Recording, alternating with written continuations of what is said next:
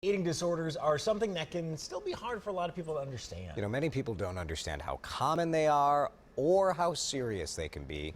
That leads to this statistic. Only 1 in 10 people with an eating disorder ever get diagnosed or ever get treated. So what are the types of eating disorders? How do they start? What signs and symptoms should parents look out for? Important questions for our mid-morning pediatrician, Dr. Gigi Chawla from Children's Minnesota. Thanks so much for coming in, Dr. Gigi. Thanks for having me today. This is so difficult because as a parent, when you're looking at a child where you're trying to figure out what's going on, often you don't know. What is the official, I guess, definition of an eating disorder? Yeah, you know, I think eating disorders are a constellation, a group of illnesses that really they have a psychologic base, but they really all hallmark in having some type of unusual eating behavior associated with it. Is there a reason this seems to be so prevalent in teens and young adults? It seems like what we focus on most. Yeah, I think in general it affects about 2% of the population, but certainly during the teen years, those are your formative years where you're trying to, figure out your own independence. You're really subject to peer pressure. You're trying to figure out what your body image is like compared to others, and so I think they're very prone to external pressures. But there is also quite a component of a genetic predisposition. So. I think a lot of people know about anorexia and bulimia. Can you kind of are those the two main eating disorders? Yeah, those are probably the two that affect kids or teens the most. Okay. So anorexia nervosa, probably 1 to 2% of the population, really a restrictive eating habit, really counting calories, things like that. And then this intense fear of gaining weight, and so using exercise to really combat that. Yeah, I think we often hear about this problem in girls, in young women, but I can't imagine that this doesn't affect men as well. Right, it's probably twice as common in girls as compared to boys, but it is present in boys.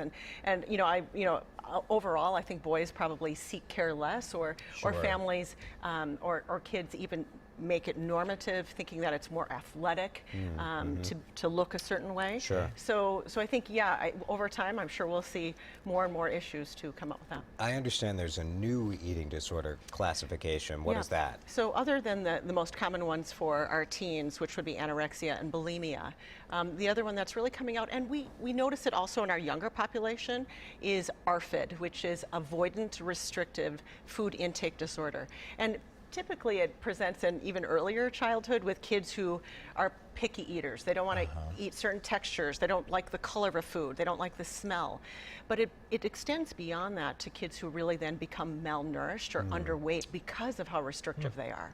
And people don't realize how serious this is. I mean, if you have an eating disorder, especially in a female, this can have permanent repercussions on your reproductive system, your organs, all Absolutely. So the health impacts of being malnourished are profound. You can, especially during the normative years, that's your time for brain development. And so the ability to develop into the adult cognitively, from a health standpoint, all the electrolyte shifts from, impacts on your heart and the rest of your bone structure, everything else, for developing is profound. So what should parents do if they're concerned about an eating disorder? Yeah, I guess, the first thing is to start thinking about it, because it is out there. It affects, for bulimia, it can affect up to 30% of college-age kids. So be thinking about it, be on the watch for it, reach out. At Children's, we're really lucky that we've got a comprehensive team of specialists that really look towards treating this as an illness. Dr. Gigi, thanks for coming in. Thanks so much for having me. Many veterans